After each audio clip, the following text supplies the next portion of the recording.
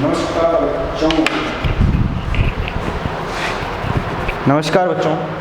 कक्षा 9 के अध्याय संख्या 5 को अपने पढ़ रहे थे। हिस्ट्री का लास्ट चैप्टर है आधुनिक विश्व के चरवाहे। इसके अंतर्गत क्या है, हमने भारत के चरवाहों के बारे में पढ़ा था कि उनकी जीवन कैसा चल रहा था, कितने मज़े से वो एक स्थान से दूसरे स्थान पर घूम रहे थे, अपने जानवरों को चरा रहे थे, उनको अलग अलग चारागाहें ढूंढने में कोई दिक्कत नहीं थी।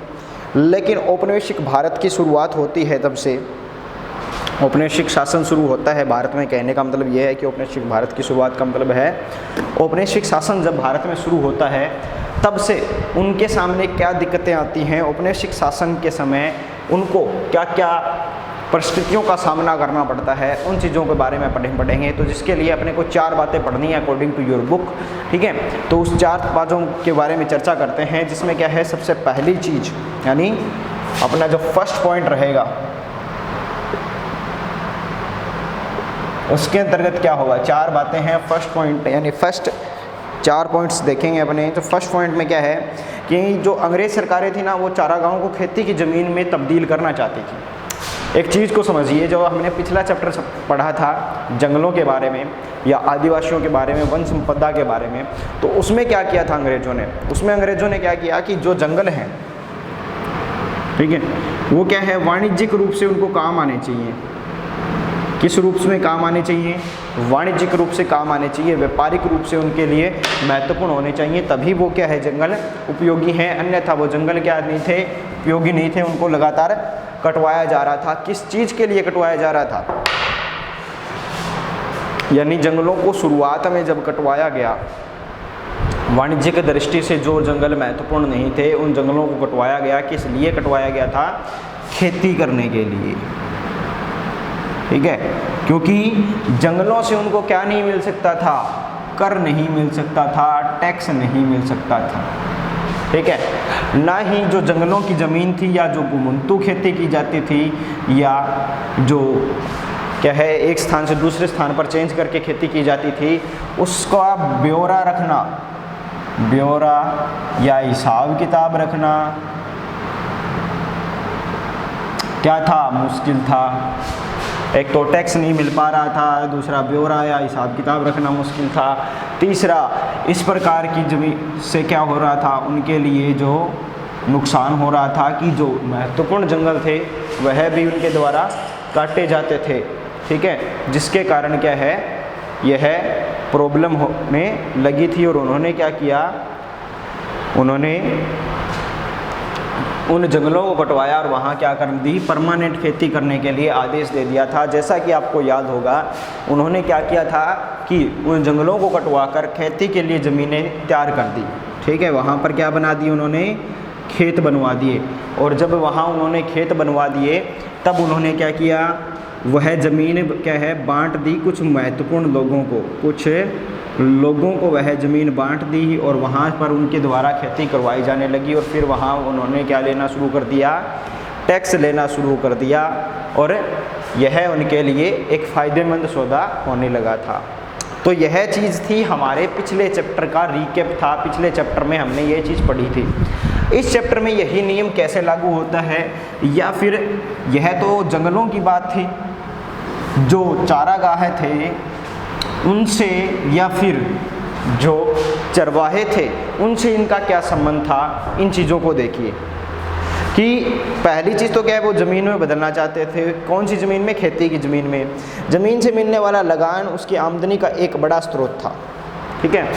यानी अंग्रेज़ किस पे जिंदा थे? लगान पे। क्योंकि ज़मीन से लगान मिलता था, वह उनके लिए एक आमदनी का स्रोत था। उनके लिए एक प्रकार से वह क्या पर भरपाई कर रहा था, उनके जो धन की लालसा थी उसकी भरपाई करने का एक महत्वपूर्ण सोर्स बनता जा रहा था ज़मीन के द्वारा लगान, ठीक है। खेती का क्षेत्रफल बढ़ने से सरकार की आय में बढ़ोतरी हो सकती थी, ठीक है। एक तो क्या हो सकता था, पॉइंट टू पॉइंट लिख देता हूँ मैं यहाँ पर कि फर्स्ट पॉइंट में जो इम्पोर्टेंट बातें हैं वह क्या है। एक तो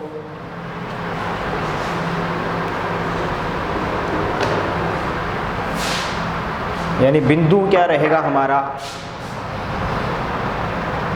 खेती की ज़मीन को बढ़ाना,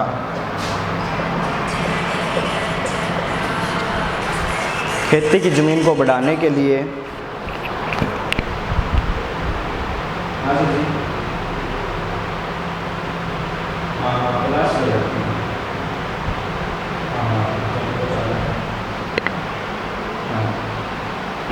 बताओ कि सोनू एक दोहरा रहे होते विक्रम जी बेबिन्या होगा मुझे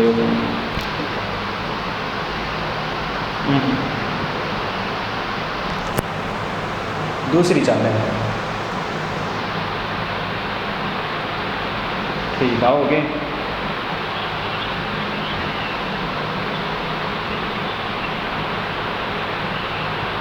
हाँ मैं फ़ोन करती हूँ आज सुरेश जी यार। ठीक है फ़ोन कर दीजिए।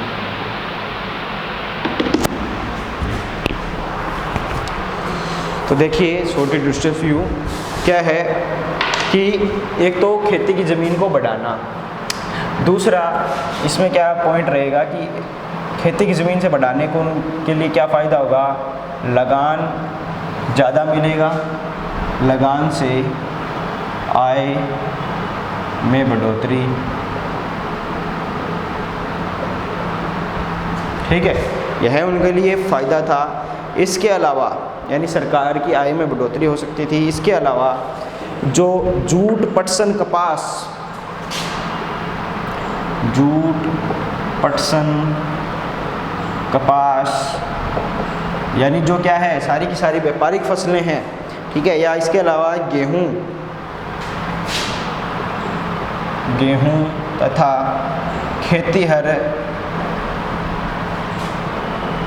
वस्तुओं के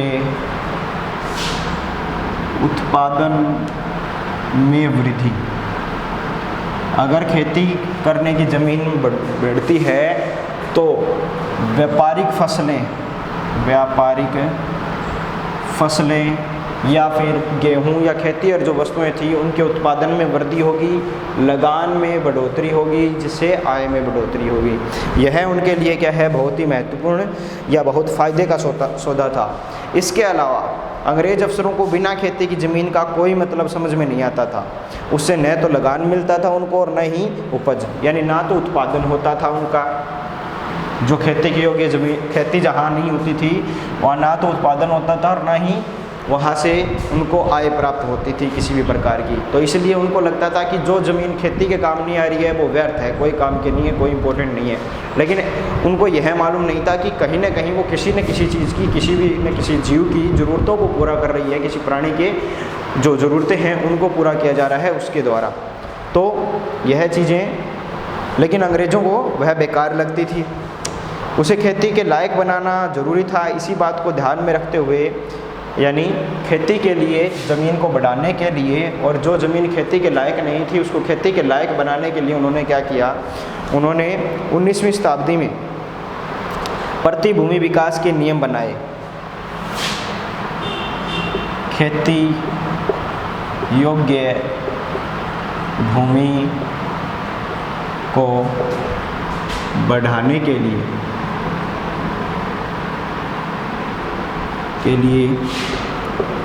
प्रतिभूमि यानी एक तो क्या बनाया गया, प्रतिभूमि विकास के लिए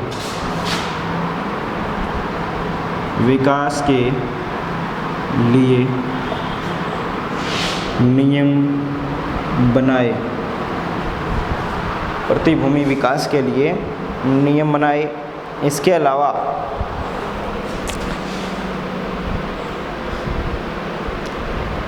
जो कायदे कानून के जरिए सरकार गैर खेती और ज़मीन को अपने कब्जे में लेकर कुछ खास लोगों को सौंपने लगी। इसके अंतर्गत क्या था कि जो गैर खेती और ज़मीन थी, गैर खेती और ज़मीन को अपने कब्जे में लेकर कुछ लोगों को सौंपने लगी।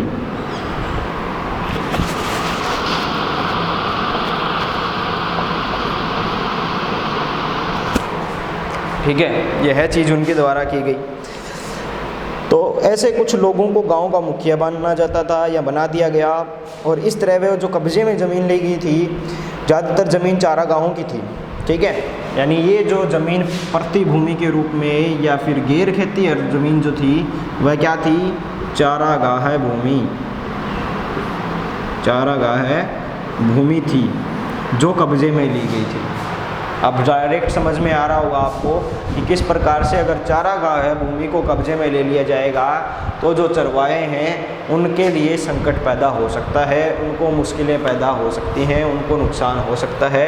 लेकिन ये कब्जे की ज़मीन जो चारागाह की भूमि थी वो कुछ लोगों को सौंप दी गई, और जिनका चरवाहे नियमित रूप से इस्तेमाल करते थे। इस तरह खेती के फैलाव से चारागाह सिमटने लगी और चारागाह की समस्या पैदा होने लगी। ठीक है, यानी चारागाह की भूमि को कम कर दिया गया, जिसके कारण जानवरों के लिए पर्याप्त मात्रा में चारागाह मिलना बंद हो गया एक प्रकार से। तो यह पहली समस्या थी, फर्स्ट पॉइंट था जिसको रिकॉल करते हैं अपने की। फर्स्ट पॉइंट के अकॉर्डिंग क्या था, अंग्रेज़ों को ऐसी ज़मीन जो क्या है खेती के काम नहीं आ रही थी, वो ज़मीन कोई फ़ायदे की नहीं लगती थी। जैसा कि मैंने जंगलों वाला उदाहरण दिया था आपको, उसी प्रकार से जो ज़मीन खेती के लिए काम में नहीं आ रही थी उस ज़मीन का उनको कोई भी फ़ायदा नज़र नहीं आता था। इसीलिए उन्होंने क्या है, खेती की ज़मीन को बढ़ाने के लिए बहुत से कार्य किए। और क्यों बढ़ाया जा रहा था उनके द्वारा खेती की ज़मीन को, क्योंकि एक तो उससे क्या है, लगान से आय में बढ़ोतरी होती थी। ठीक है, जो खेती की ज़मीन होती थी उससे क्या मिलेगा, एक तो लगान मिलेगा जिससे सरकार जो है उसकी इनकम ज़्यादा होगी। इसके अलावा जूट, पटसन, कपास, ये जो सारी व्यापारिक फसलें हैं, या इसके अलावा गेहूं या खेती और वस्तुएं जो थी उनके उत्पादन में वृद्धि होगी। जिनकी डिमांड्स कहाँ पर ज़्यादा थी, जिनकी मांग जो थी वो यूरोप में बहुत ज़्यादा थी। तो उत्पादन ज़्यादा होगा तो डिमांड्स को पूरा किया जा सकेगा। इसके अलावा आय में बढ़ोतरी हो सकती थी। ठीक है, तो जो दो फायदे नज़र आ रहे थे, ठीक है, वो सिर्फ उसी भूमि के नज़र आ रहे थे उनको जो ज़मीन कृषि योग्य थी, जिस ज़मीन पर कृषि की जा सकती थी। ठीक है, इसीलिए उन्होंने क्या किया, खेती योग्य भूमि को बढ़ाने का कार्य किया। खेती योग्य भूमि को बढ़ाने के लिए उन्होंने क्या है, बहुत से नियम और कायदे कानून बनाए, और नियम और कायदे कानून में प्रतिभूमि विकास के लिए नियम बनाए गए। ठीक है, अब प्रतिभूमि विकास यानी प्रतिभूमि कौन सी थी, जो क्या है खेती नहीं की जाती थी, जिस ज़मीन को एक्स्ट्रा में छोड़ा जाता था, उस प्रतिभूमि के विकास के लिए कानून बनाए गए ताकि वहाँ पर खेती की जा सके। अब वो जो प्रतिभूमि थी वह किसके लिए काम में आती थी भाई, चारागाह के रूप में काम आती थी।